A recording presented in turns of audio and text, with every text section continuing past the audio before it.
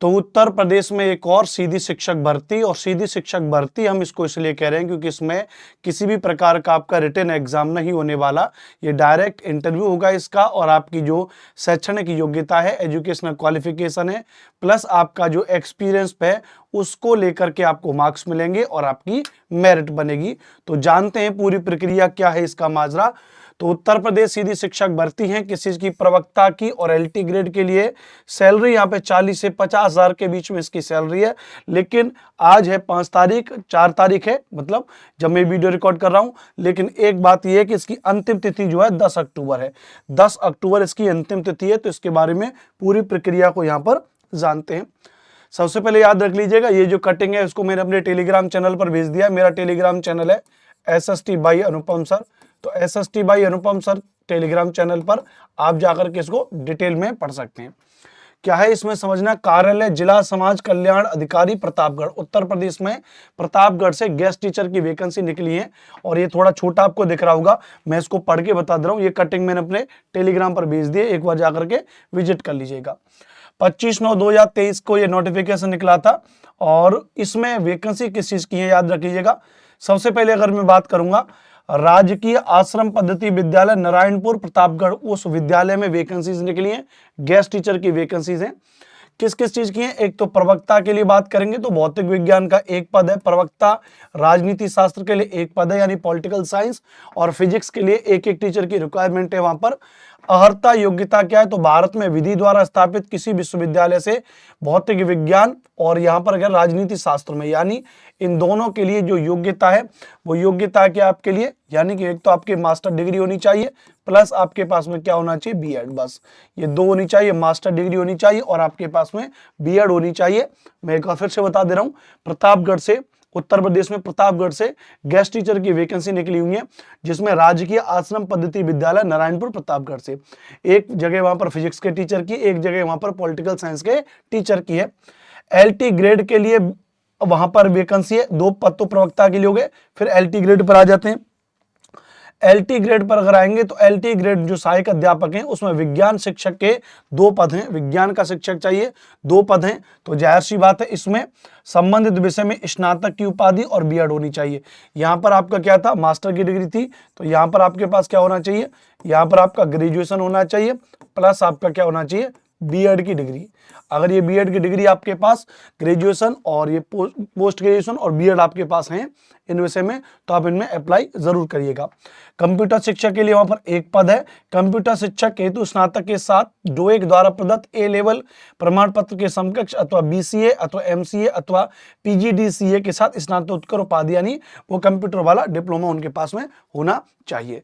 अब आप इनको ये मत सोचिए कि अनुपम यार ये तो एक एक दो वैकेंसीज है, नहीं, ये एक और एक 2 पद हैं, 2 और 2 4 और एक 5, ये 5 पद की बात नहीं है। बात ये है कि इनमें से जब इनका जो सिलेक्शन होगा तो सिलेक्शन के बाद भी जितने विद्यार्थी ऐसे होते हैं या जो अध्यापक ऐसे होते हैं जो फॉर्म भरते हैं, इनका फॉर्म भरने के बाद में इन यूनिवर्सिटीज इनके पास अपना एक डेटा पहुंच जाता है। जब इनके पास ये डेटा पहुंच जाता है तो ऐसा नहीं है कि ये लोग उसको बिल्कुल रद्दी में डाल देंगे कि नहीं हमें तो केवल 5 लोग ही चाहिए, बाकी को हटा देते हैं। बाकी के डेटा को भी ये सुरक्षित रखते हैं।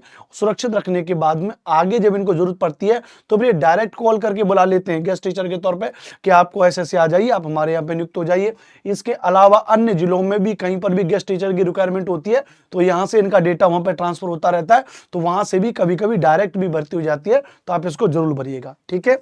तो ये तो रही इसकी जानकारी के कितने पद हैं, क्या क्या चीज है। अब इसमें बात करेंगे कि इसमें चयन का आधार क्या रखा गया है, चयन का आधार क्या रखा गया।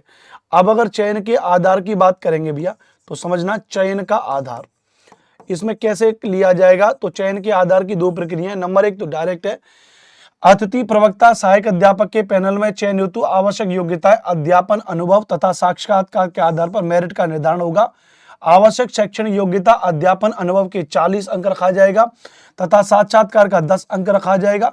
चयनित प्रवक्ताओं सहायक अध्यापकों को आवश्यकता अनुसार विषयवार अध्यापन कार्य हेतु आमंत्रित किया जाएगा, जो कि प्रत्येक शैक्षणिक वर्ष में मान्य होगा।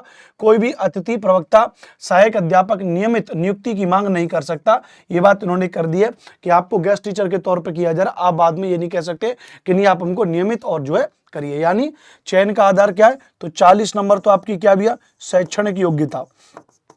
40 नंबर की आपकी जो शैक्षणिक योग्यता है, प्लस आपका जो टीचिंग एक्सपीरियंस है, प्लस आपका जो टीचिंग एक्सपीरियंस है उस पर उनका रखा गया, प्लस 10 नंबर आपका किस चीज का रखा गया, 10 नंबर आपका इंटरव्यू का रखा गया, 10 नंबर आपका किस चीज का रखा गया, इंटरव्यू का रखा गया। अब ये 40 नंबर शैक्षणिक योग्यता में किस तरीके से होंगे, इनको भी थोड़ा आप समझना। अगर मैं बात करूं, मैं एलटी ग्रेड के लिए बात करूं, जो एलटी ग्रेड की वैकेंसीज हैं, तो एलटी ग्रेड के लिए भी 40 नंबर है यहाँ पे। तो एलटी ग्रेड में हाई स्कूल में फर्स्ट सेकंड थर्ड डिवीजन दे रखी है। अगर आपकी थर्ड डिवीजन है तो आपको 6 नंबर मिलेंगे, सेकंड डिवीजन है तो 8 नंबर मिलेंगे, फर्स्ट डिवीजन है आपको 10 नंबर मिलेंगे। इस तरीके से होगा। इंटरमीडिएट में थर्ड सेकंड फर्स्ट उस तरीके से नंबर दे रखे हैं। ऐसे ही स्नातक में, ऐसे परास्नातक में इसकी जरूरत नहीं है। बीएड में भी इसके नंबर जुड़ रहे हैं। तो मान लेते हैं कि बीएड में आपकी सेकंड डिवीजन रही, तो बीएड के आपके नंबर कितने हो गए, 8 नंबर हो गए। मान लेते हैं ग्रेजुएशन में भी आपकी सेकंड डिवीजन है, 8 नंबर ग्रेजुएशन के मिल गए। इंटरमीडिएट में मान लेते हैं आपकी थर्ड डिवीजन है, 6 नंबर मिल गए।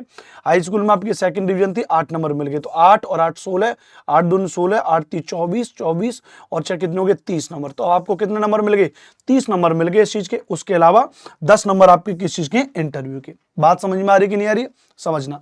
दूसरी बात यहां पर कह रहा है प्रवक्ता पद के लिए, प्रवक्ता में हाई स्कूल का नंबर नहीं है, इंटरमीडिएट का है 10 8 6 वही प्रोसेस, स्नातक का 10 8 6, परास्नातक का 10 8 6 और बीएड का 10 8 6। यानी intermediate, graduation, post graduation, BEd के नंबर आपको लिए जाएंगे डिवीजन के आधार पर, first division, second division, third division. उपरोक्त अनुसार 40 अंक की मेरिट के आधार पर तथा 10 अंक साक्षात्कार के आधार पर एक पद हेतु 6 अभ्यर्थियों का पैनल के द्वारा चयनित किया जाएगा। एक पद हेतु 6 अभ्यर्थियों को पैनल के द्वारा चयनित किया जाएगा। एक पद में तो ये लोग 6 लोग इसके लिए भर्ती करेंगे। 6 फिजिक्स के टीचर हायर करेंगे, 6 पॉलिटिकल साइंस के, 6 यहाँ पे 6 और 6 12 विज्ञान के, और 2 ऐसे मतलब 6 एक के लिए इसके लिए कंप्यूटर के। फिर उसमें से एक व्यक्ति को ये चयन करेंगे, स्पेशलिस्ट व्यक्ति को ये हायर करेंगे। ठीक है, तो बस काम की बात है तो यही है। हाँ, लेकिन महत्वपूर्ण बात है कि अब इस पर अब ये बताओ भाई अनुपम सर, फॉर्म कैसे भरना है। तो इसके लिए उपरोक्त पदों के आवेदन पत्र रजिस्टर्ड डाक स्पीड या स्पीड पोस्ट के माध्यम से प्रधानाचार्य राजकीय आश्रम पद्धति विद्यालय नारायणपुर प्रतापगढ़ के कार्यालय में निर्धारित अंकित तिथि तक प्राप्त हो जाना चाहिए। अन्य किसी माध्यम से प्राप्त आवेदन पत्रों पर विचार नहीं किया जाएगा। अधूरे अथवा विलंब से प्राप्त आवेदन पत्रों पर विचार नहीं किया जाएगा। स्पीड पोस्ट से डायरेक्ट जो एड्रेस है आप ये माध्यम से प्रधानाचार्य राजकीय आश्रम पद्धति विद्यालय नारायणपुर प्रतापगढ़ में आपको भेजना पड़ेगा, लेकिन अंकित तिथि तक प्राप्त हो जाना चाहिए।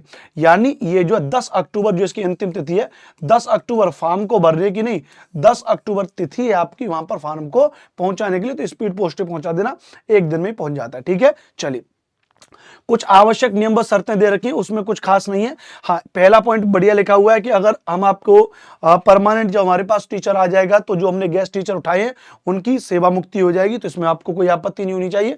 हम आपको गेस्ट टीचर हायर कर रहे हैं। दूसरा, 21 साल की आयु होनी चाहिए। आपकी जन्म तिथि के तौर पे आपकी जो हाई स्कूल की मार्कशीट है वो चलेगी, उसके अलावा और कुछ नहीं चलेगा। मतलब वो आपकी जन्म तिथि की प्रामाणिकता को बताएगा।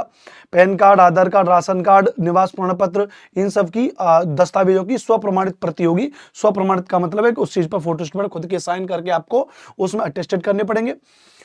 और अपूर्ण सूचना वगैरह आपको देनी नहीं, इतना तो आप अच्छे से जानते हैं। अभ्यर्थी का चरित्र उत्तम होना चाहिए। एक विद्यालय से एक चरित्र प्रमाण पत्र बनता है, ठीक है, और वो तो ही बन जाता है। मैं स्कूल में खूब मारपीट किया करता था, खूब लड़ाई झगड़े, लेकिन फिर भी बना के उन्होंने दे दिया था, बोले बहुत अच्छा स्टूडेंट है। ठीक है, तो कोई दिक्कत नहीं, चरित्र प्रमाण पत्र वहां से बन जाएगा।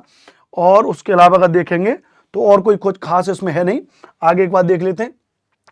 अभ्यर्थी को विद्यालय की कार्यविधि के दौरान कार्य करना अनिवार्य होगा। मतलब जो भाई स्कूल का टाइम है उसमें तो पढ़ाना होगा।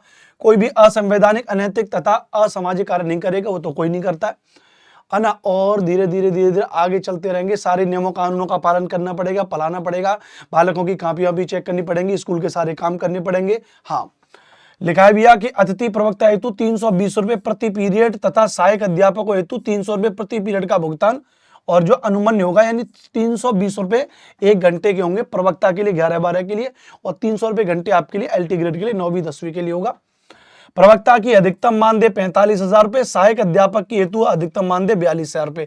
लगभग मान के चलिए 320 घंटे, दिन में 5 घंटे की क्लास अगर चलेगी तो 0 5 दूनी 10, 1 5 3 15, 1600, और दिन में मतलब 25 दिन तो आप काम करोगे तो 25 25 25 चौक 100, 25 5 125, 25 1 150, 15 25 और 10 35 और 5 40, लगभग 40-42 हजार रुपए के आसपास आपको जो है इतना आपका वेतन मिल जाएगा। और उसके अलावा आप और कुछ कर नहीं सकते हैं, सारी की सारी चीजें आप प्रधानाचार्य वगैरह आप देखेंगे, वो आपको जो काम देंगे वो आपको करना पड़ेगा, सारी चीजें, बस यही खास बात है। जिला समाज कल्याण अधिकारी प्रतापगढ़ के नाम से मोरबी है। अच्छा, अब फॉर्म कैसे भरेंगे, यह इसका फॉर्म है। फॉर्म मैंने इसको टेलीग्राम पर डाल दिया है, SST भाई अनुपम सर के नाम से टेलीग्राम पर सर्च कर लेना। विज्ञापन संख्या उस पर लिखी हुई है शुरुआत में, ये रही विज्ञापन संख्या पे ऊपर, ये विज्ञापन संख्या लिखी हुई है, इसको भर देना। विद्यालय का नाम जहां के लिए आवेदन करें नारायणपुर, पद का नाम, विषय का नाम, अभ्यर्थी का नाम, पिता पति का नाम, जाति, जन्मतिथि, राष्ट्रीयता, स्थायी पता, पत्राचार का पता, शैक्षिक अर्हता इसमें भर दो। यहाँ पे साइन वाइन करके आवेदक के हस्ताक्षर करके इसको बाई पोस्ट कर दो। अपना फोटो नवीनतम लगा लेना, पता चले कोई 10 साल पुराना फोटो मत लगा देना। तो बस ये एक जानकारी, अच्छी जानकारी है। वैकेंसी कम नहीं है, इसकी बात नहीं है। जब तक कोई और परमानेंट वैकेंसीज उत्तर प्रदेश में नहीं निकल रही, तब तक गेस्ट टीचर के तौर पे आप अच्छा मौका पा सकते हैं यहाँ पर भर्ती के लिए। तो इस पद को आप जरूर भरिए और इस वीडियो को तनिक शेयर कर दीजिएगा यार दोस्तों, क्योंकि जो आपके दोस्त वगैरह हैं उनके पास भी ये जानकारी पहुंच जाए, समय रहते उनके पास जानकारी पहुंच जाए तो ये अच्छी बात है। मेरा नाम अनुपम भारद्वाज। ऐसी और महत्वपूर्ण जानकारी लेकर के मेरा यूट्यूब चैनल है जिसका नाम है भैया TGT and PGT by text book. इस पर मैं तैयारी करवाता रहता हूँ, सारी अपडेट मैं आपके सामने लाते रहता हूँ। साथ में मेरे अन्य अध्यापक भी हैं। जैसे ये जानकारी भी सबसे पहले मैं ही लेकर के आया था कि जो ये जानकारी निकली थी कि दिल्ली में सीधी शिक्षक भर्ती निकली थी, ये भी जानकारी मैंने आपको दी। EMRS को लेकर के 47,000 तक वीडियोज वायरल हो चुकी हैं और भी तमाम वीडियोस मेरे सहायक अध्यापक जितने भी मतलब मेरे साथ में पढ़ा रहे हैं सब यहाँ पर आपको जानकारी देते हैं। तो आप इस चैनल को सब्सक्राइब भी कर लीजिएगा और वीडियो को लाइक भी कर दीजिएगा। जानकारी लगी हो तो ऑफलाइन में कमेंट जरूर करना। Thank you very much. नमस्कार, राम राम, राधे राधे, जय हिंद।